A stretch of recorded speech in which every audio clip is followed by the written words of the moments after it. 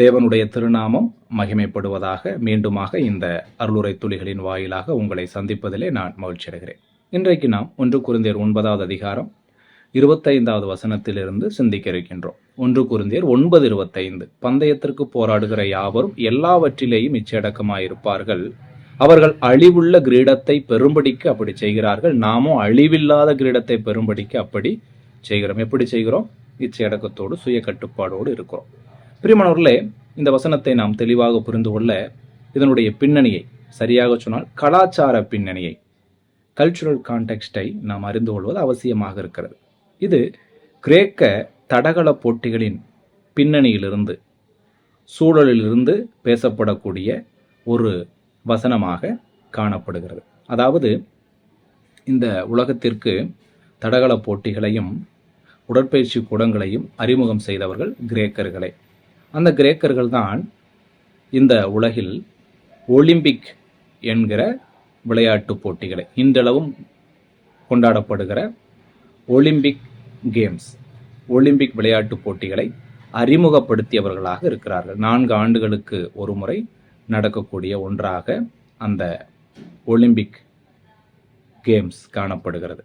Olympic விளையாட்டு போட்டிகள் காணப்படுகிறது.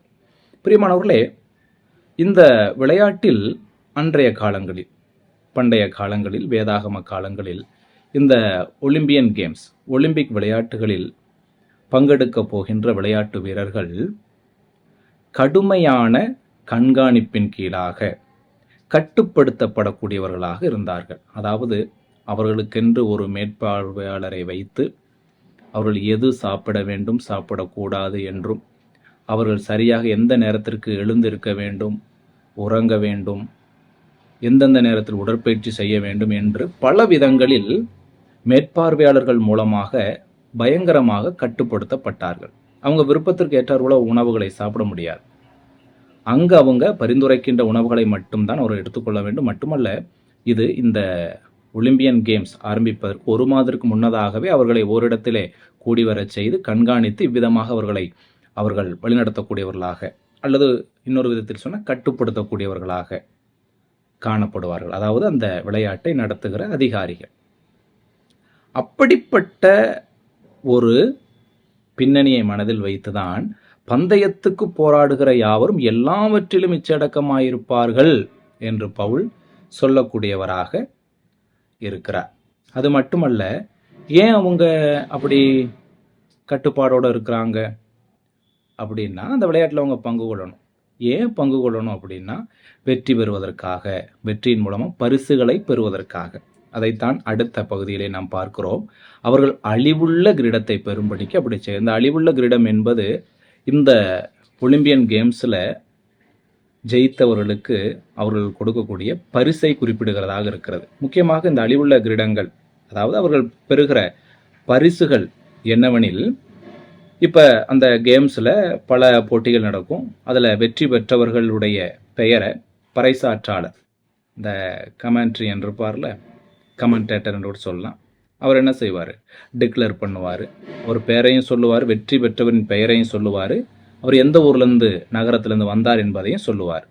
அடுத்து நடுவர்கள் பார்த்தீங்கன்னா, அந்த வெற்றி பெற்றவருக்கு அடையாளமாக, வெற்றியை குறிக்கின்ற, அவர் வெற்றி பெற்றவர் என்கிற அடையாளத்திற்காக ஒரு பேரிச்சை மரக்கிளையை, எப்பாம் பிரான்ச் ஒன்று என்ன செய்வார்? அவர் கையில் கொடுப்பார். விளையாட்டுகள் முழுவதுமாக முடிந்த பிறகு அவருக்கு வெகுமதிகளும் பரிசுகளும் வழங்கப்படும். அது மட்டுமல்ல, புதிதாக, அதாவது புனிதமாக கருதப்பட்ட காட்டு ஒலிவ மரத்தின் இலைகளால் செய்யப்பட்ட ஒரு மாலையை இந்த வெற்றியாளர்களுக்கு சூட்டுவது வழக்கமாக இருந்தது. இதெல்லாம் கவனிச்சு பாருங்களேன். பெருச்ச மர கிளை, அடுத்ததாக இந்த காட்டு ஒலிவ மரத்தின் இலைகளால் செய்யப்பட்ட மாலை, இதெல்லாமே இவைகளை பெறணும், இந்த மதிப்பை, இந்த பரிசுகளை பெறணும் தான் இவங்க இவ்வளவு கட்டுப்பாடோடு இருந்தாங்க. அப்போ பவுல் சொல்லும் பொழுது இவைகளோடு ஒப்பிட்டு ஒரு உன்னதமான ஆவிக்குரிய உண்மையை நமக்கு சொல்ல வர்றார். அதாவது இவங்க இவ்வளவு கட்டுப்பாடாக இருந்தது இந்த அழிந்து போகிற, மக்கி போகிற பரிசுகளுக்காக. ஆனால் நாமும் அழிவில்லாத கிரீடத்தை பெறும்படிக்கு அப்படி செய்கிறோம். கிறிஸ்தவ ஓட்டத்தில் நாமும் அழிவில்லாத, நித்தியமான, என்றும் நிலைத்திருக்கக்கூடிய வெகுமதிகளை பெரும்படிக்கு அப்படி செய்கிறோம். எப்படி செய்கிறோம்? கட்டுப்பாடோடு இருக்கிறோம். தேவன் விரும்புகிறதை நம்ம செய்கிறோம், தேவனுக்கு கீழ்ப்படிந்து இருக்கிறோம் என்கிற சத்தியத்தை தான் இங்கே பவுலடிகளார் நமக்கு சொல்ல வருகிறவராக காணப்படுகிறார். முக்கியமாக கவனிக்கணும், பவுலடிகளார் இந்த சூழலை இந்த பரிசு கொடுக்கிற இந்த சூழலை வச்சு அல்லது மனதில் கொண்டு தான் கிரேக்க விளையாட்டுகளின் பரிசின் அழியக்கூடிய தன்மைக்கு மாறாக கிறிஸ்தவருக்கு கிடைக்கப் போகின்ற வெகுமதியான கிரீடத்தின் அழியாத தன்மையை பற்றி விளக்கக்கூடியவராக இருக்கிறார். ஏன்னா அவங்க எதற்காக இச்சையடக்கத்தோடு இருக்கிறாங்க? அழிவுள்ள கிரீடத்தை பெறுவதற்காக. ஆனால் நம்ம எதற்காக இச்சையடக்கத்தோடு இருக்கணும்? தேவனுக்கு பிரியமாய் வாழணும். இச்சையடக்கம் என்று சொன்னால் தேவனுடைய வசனங்களுக்கு கீழ்ப்படிந்து நம்ம ஒரு பரைமுறையான வாழ்க்கைக்குள் உட்படுத்தி வாழ்வது.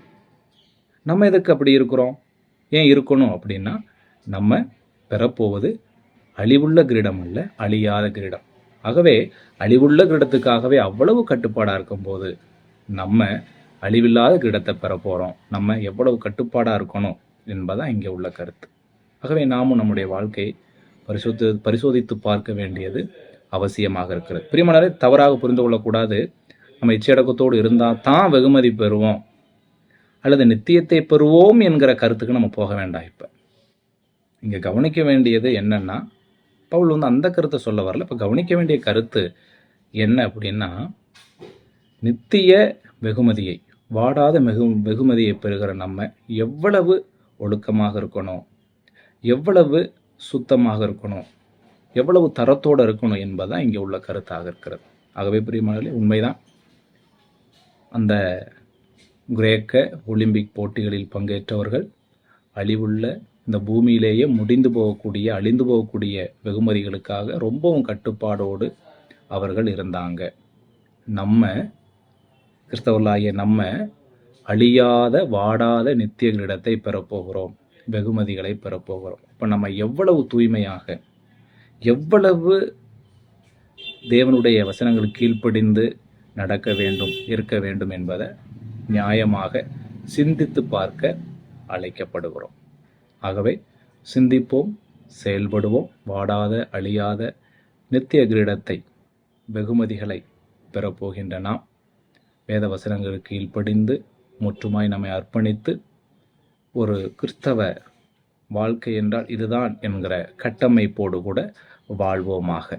தேவனுடைய நாமம் இன்றும் என்றும் சதா காலங்களிலும் மகிமைப்படுவதாக.